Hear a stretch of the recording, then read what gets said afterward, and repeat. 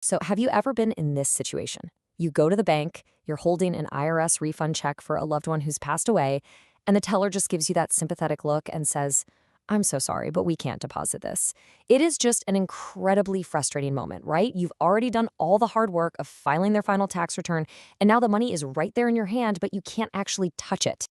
Well, if this has happened to you, please know you are definitely not alone. This is a super common and, frankly, stressful problem. But here's the good news. There is a clear solution. And in this explainer, we're going to walk through step by step exactly how to solve this. You see, you've fallen into what some people call the liquidity trap. The money is legally yours, but it's not liquid. You can't access it.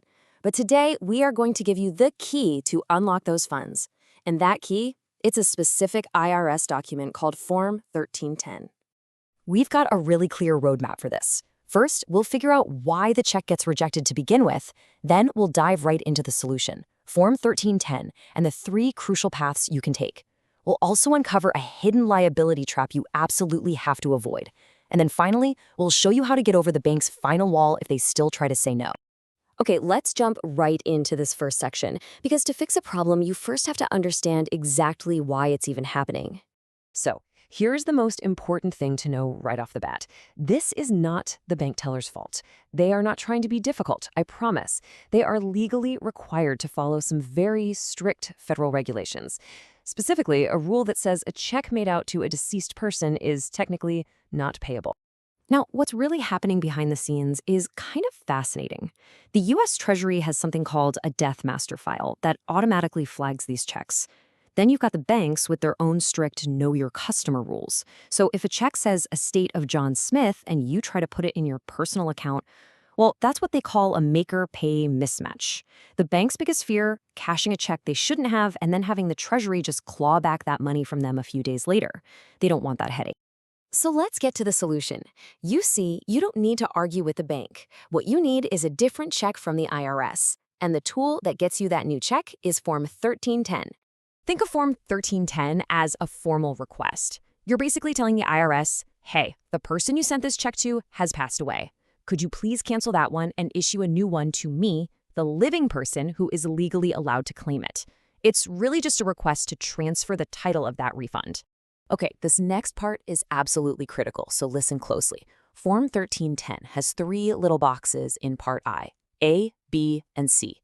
The one you check determines everything that happens next, how the new check is written, what other documents you might need, and even how much personal risk you're taking on. Path A is by far the simplest and the safest route. This is for a surviving spouse who got a refund check with both of your names on it, but the bank wouldn't take it. By checking box A, you're just asking the IRS to reissue that same check, but with only your name on it. That makes it super easy to deposit. Now, Path B is only for people who have already gone to probate court and have been officially named the executor of the estate. If you check this box, you have to attach your official court certificate. And then the IRS will issue the new check payable to the estate of, which means you'll have to go open a special estate bank account just to deposit it. And then we have Path C. This is the catch-all for pretty much everyone else. An adult child, a brother or sister, any relative who isn't a surviving spouse and hasn't been appointed by a court. It looks like the easy option, right? Especially if you want to avoid probate. But this path, this one has a very significant and hidden personal liability trap. So let's unpack this right now, because what you are agreeing to when you check box C is so important to understand. It is way more than just a little box on a form.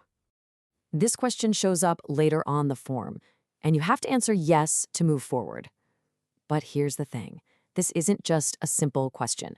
When you sign that form, you are entering into a legally binding agreement with the U.S. government. You are personally guaranteeing that you will handle this money correctly. And this slide really nails the core of the trap.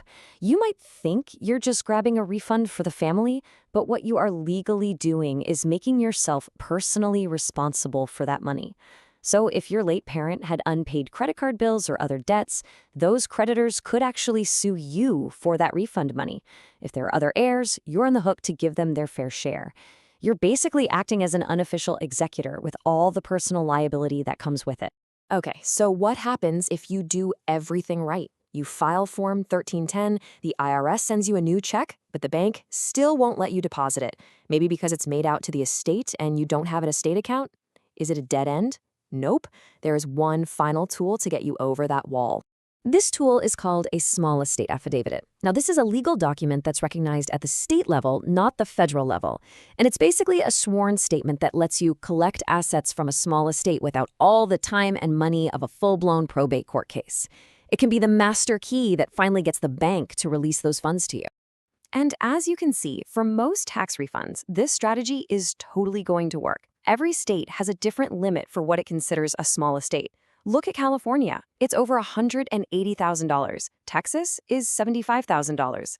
Illinois is $100,000.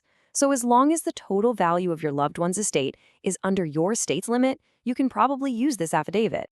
And the process itself is pretty straightforward. You just follow these 4 steps. 1, check your state's rules and limits. 2, draft the affidavit. A lot of states even have a template you can download online. 3, this is important, you have to sign it in front of a notary public. And then 4, you take that notarized affidavit, the death certificate, and the IRS check, and you walk right back into that bank. That combination of documents is usually the legal cover they need to finally deposit that check for you. And that really brings us to our final and maybe most important takeaway. That tax refund, it isn't found money. It's an asset of the estate, and it comes with some serious responsibility. Handling it with care and paying close attention to the details not only protects you from legal trouble, but it's really the final act of financial respect you can pay to your loved one.